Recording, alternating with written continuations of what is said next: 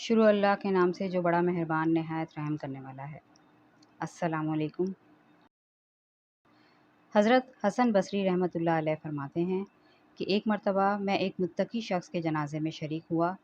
नमाज जनाजा अदा करने के बाद सब लोग घरों को वापस लौट गए और मैं जंगल की तरफ चल दिया कि वहाँ कुछ देर बैठकर अल्लाह की कुदरत पर गौर व फिक्र कर सकूँ। मैं घने जंगल में एक मुकाम पर बैठ गया कि अचानक मेरी नज़र दो दरख्तों में छुपी एक गार पर पड़ी। मैंने दिल में ख़याल किया, ये यकीनन चोरों और डाकुओं की कोई अमाजगाह होगी, लेकिन फिर मैंने उसके करीब जाने का इरादा किया। मैंने संभलते हुए आगे बढ़ना शुरू कर दिया। जब मैं घर के करीब पहुंचा तो क्या देखता हूं कि अंदर एक नौरानी सूरत वाला शख्स इबादत कर रहा है। मैं अंदर दाखिल हो गया और सलाम करने के बाद पहला सवाल किया, ए बंदा खुदा, आप यहाँ इस वीरान गार में क्या कर रहे हैं? उन्होंने जवाब दिया, जनाब, मैंने सुना था कि बसरा में बहुत से नेक लोग मौजूद हैं, लिहाजा मैं उनसे फैज़ पाने और अल्लाह के हुजूर इबादत करने मुल्क शाम से बसरा आ गया। अब मैं यहाँ इसे गार में रहता हूँ और अल्लाह की इबादत करता हूँ। मैंने फिर सवाल किया, ए नेक इंसान, तुम्हारे खाने पीने का बंदोबस्त कौन करता है? उन्होंने जवाब दिया कि जब मैं भूख महसूस करता हूँ तो दरख्तों के पत्ते खा लेता हूँ, जब प्यास लगती है तो नदियों का पानी पी लेता हूँ। इस तरह मुझको सब मैसर है। मैंने अर्ज़ किया, अगर आप इजाज़त दें तो मैं आपके खाने के लिए कुछ भिजवा दिया करूं। उन्होंने कहा, नहीं, मैं इतने सालों से दरख्तों के पत्ते खाकर ज़िंदा हूँ। मुझे रोटी सालन खाए हुए अरसा गुज़र गया, अब मुझे इसकी कोई ज़रूरत नहीं। मैं इसरार करने लगा कि अगर आप मुझे इजाज़त दें तो मैं आपकी कुछ खिदमत कर सकूं, ताकि हमारे लिए भी कुछ बरकतें लिखी जा सकें। तब उन्होंने फरमाया, ठीक है, अगर आप मेरे लिए खाना लाना चाहते हैं तो ठीक है, बस आटे की 2 रोटियां, सालन नहीं, बस थोड़ा सा नमक लेते आइएगा। मैंने ये सुनकर उनसे इजाज़त ली और घर आ गया। घर आकर मैंने 2 रोटियां बनवाईं और उन पर नमक रखकर वापस जंगल की तरफ चल दिया। जब मैं घर के करीब पहुंचा तो क्या देखता हूं कि गार के मुंह पर एक बहुत बड़ा खूंखार शेर बैठा है। मैं समझ गया कि उस दरिंदे ने इस नेक बंदे को अपनी खुराक बना लिया होगा। मुझे बहुत दुख हुआ, लेकिन फिर भी मैं अपनी तसल्ली की गर्ज से ऊंची जगह पर चढ़ा जहां से गार का अंदरूनी हिस्सा देखा जा सके। जब मैंने अंदर देखा तो बेहद खुश हुआ कि वो नौजवान बिल्कुल ठीक मौजूद था और नमाज अदा कर रहा था।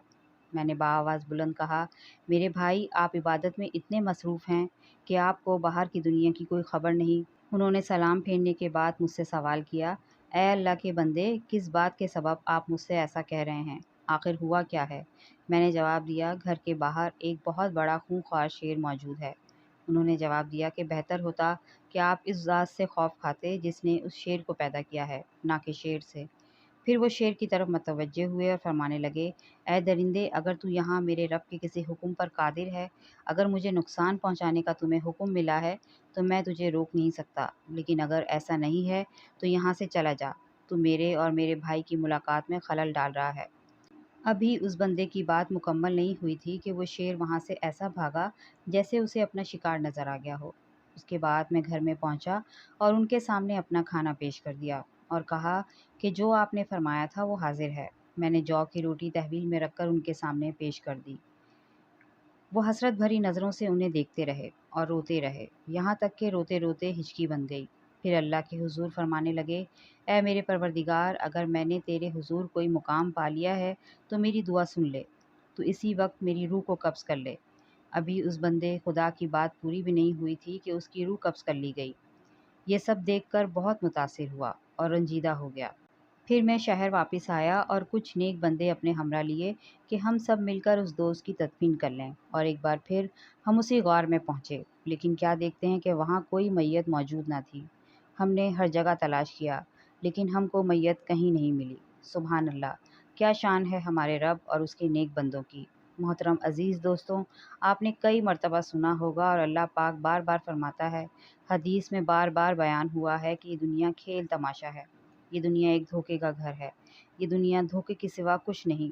जिन लोगों पर ये राज आश्कार हो जाए, जो लोग इस राज को जान लेते हैं, वो दुनिया से किनारा कशी इख्तियार कर लेते हैं और सिर्फ़ अल्लाह की इबादत को अपनी ज़िंदगी का मकसद बना लेते हैं।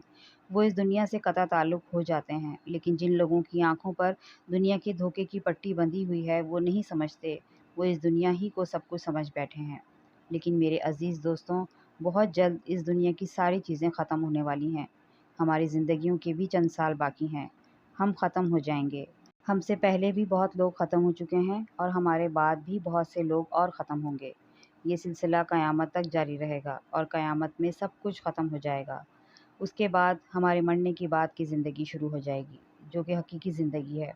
میرے محترم عزیز دوستوں، اس دنیا کے دھوکے میں مت پڑیے، اپنی زندگی کے بارے میں سوچئے، اللہ کی عبادت کو اپنی زندگی کا مقصد بنائیے، کیونکہ اللہ پاک نے ہمیں دنیا میں اسی کے لیے بھیجا ہے کہ ہم اس کی عبادت کریں۔